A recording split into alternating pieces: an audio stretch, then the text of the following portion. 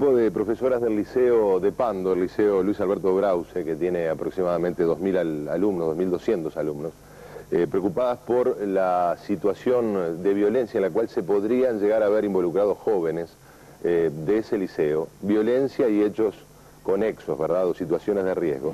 Se nuclearon, comenzaron a pedir asesoramiento, a solicitar también la participación o a buscar la participación, el involucramiento de los padres y de los propios alumnos para realizar una serie de actividades. Esto ya lleva un par de años por lo menos.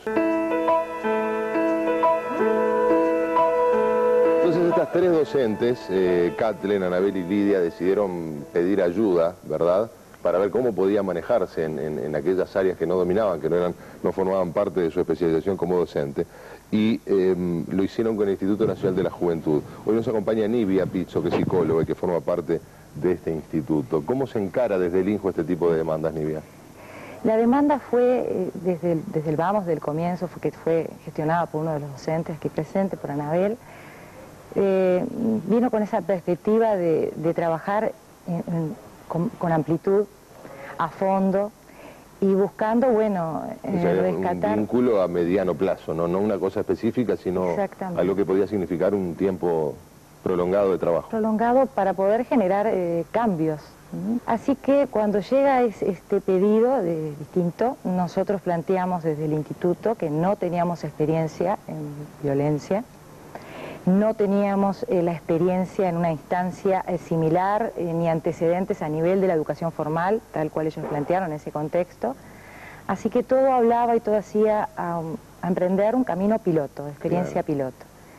Así que en el 97, en septiembre, comienza a andar la experiencia, que tenía como primera etapa en las metas gestionar las posibilidades de motivación de los docentes, qué viabilidad tenía este grupo, si bien había venido representado y representando a un grupo de docentes, no sabíamos si ese grupo iba a estar comprometido, se iba a sentir lo suficientemente comprometido para gestionar los plazos y bueno, las reuniones con cierta periodicidad.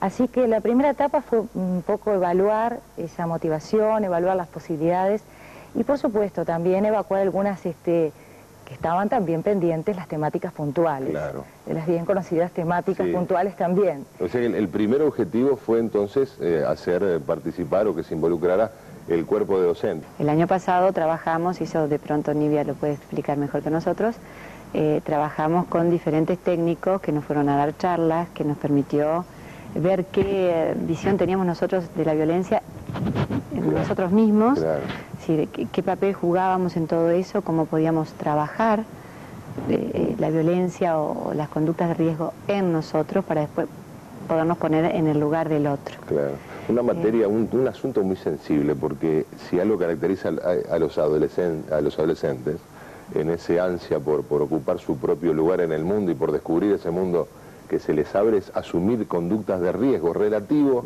¿verdad?